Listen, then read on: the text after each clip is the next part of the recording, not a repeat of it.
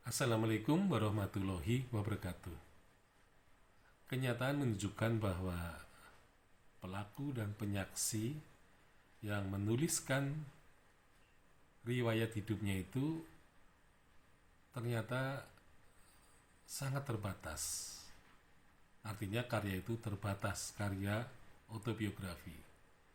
Karena menulis autobiografi berarti dia harus hidup dalam dunia literasi. Artinya dia harus menguasai tulis-menulis atau baca-membaca. Nah, bangsa Indonesia adalah bangsa yang hidup dalam kelisanan, bukan dalam hidup literasi.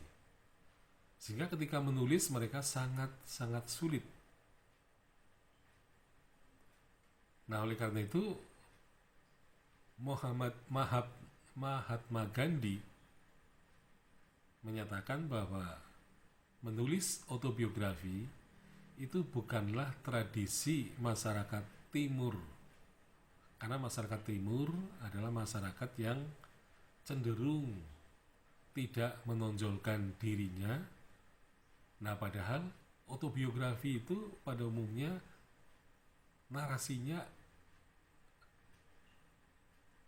mau tidak mau bisa dikatakan sebagai karya untuk menonjolkan dirinya sendiri.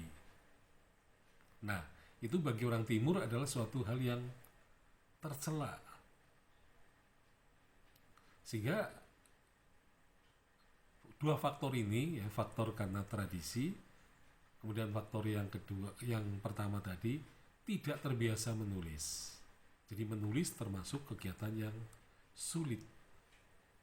Nah, tetapi menulis autobiografi bisa dituliskan oleh orang lain, yaitu dengan cara si pelaku dan penyaksi ini bertutur secara lisan kepada seorang penulis. Jadi penulis itu mendengarkan kisah pelaku dan penyaksi, kemudian ditulis apa adanya. Artinya si penulisnya itu tidak melakukan interpretasi. Nah, tetapi kalau misalnya dia ragu-ragu menuliskannya, maka dia bisa melakukan wawancara lagi. Jadi artinya bertanya lagi, apa yang dimaksud dengan sesuatu yang tidak jelas misalnya.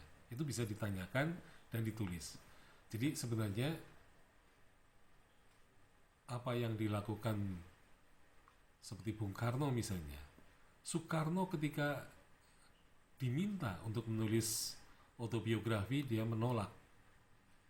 Tetapi begitu Duta Besar Amerika menawarkan seorang wartawan cantik yang akan membantu dalam penulisan autobiografinya, itu Cindy Adams, maka Soekarno mempunyai semangat untuk menuturkan kisahnya itu. Nah, akhirnya karena menutur kisahnya itu, maka lahirlah autobiografi Soekarno yang kemudian diterjemahkan dalam bahasa Indonesia, Soekarno Penyambung Lidah Rakyat Indonesia. Jadi itu sebenarnya karena tadi untuk menjembatani ketidakmampuan menulis, maka dituliskan oleh orang lain. Tapi si penulisnya itu hanya menuliskan apa yang dikisahkan. Nah, itu adalah suatu cara untuk menulis autobiografi. Ya, seperti Soeharto juga begitu. Soeharto ternyata ketika dia disuruh menulis autobiografi juga sama. Alasannya ya sama, sebagai orang timur ya tidak semestinya memang menulis itu. Maka Soeharto bertutur kepada G. Dwipayana dan Ramadan KH supaya dia menulis apa yang diceritakan oleh Soeharto. Sehingga ketika buku itu terbit, maka judulnya adalah Soeharto, Pikiran, Ucapan dan Tindakan Saya. Itu menjadi autobiografi. Jadi meskipun dituliskan oleh orang lain, tetapi karena si penulisnya itu hanya menceritakan apa yang dituturkan, maka itu sama dengan autobiografi. Nah, yang paling banyak di dalam penulisan sejarah memang biografi. Artinya, biografi itu ditulis oleh bukan sang pelaku maupun sang penyaksi, tetapi oleh, kalau di Indonesia biasanya penulis biografi adalah para wartawan. Nah, sejarawan sendiri masih kurang ya menulis biografi dari orang-orang yang terlibat di dalam sejarah. Nah, sebenarnya biografi ini memang bisa disusun oleh para sejarawan dan ini merupakan karya sejarah. Ya.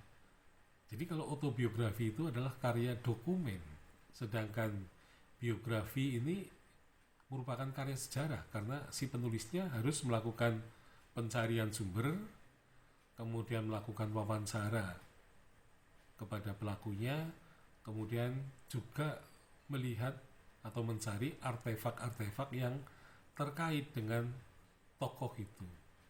Nah, sehingga biografi itu adalah karya sejarah atau riset sejarah. Nah, oleh karena itu, supaya sejarah tidak terlalu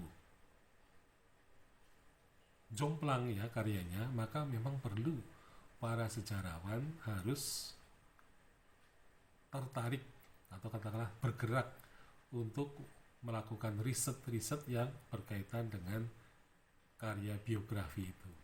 Karena dengan banyaknya biografi pelaku dan penyaksi, maka narasi sejarah akan lebih baik dan lebih lengkap. Nah, inilah yang perlu dilakukan oleh sejarawan Indonesia masa kini, melakukan penelitian yang intensif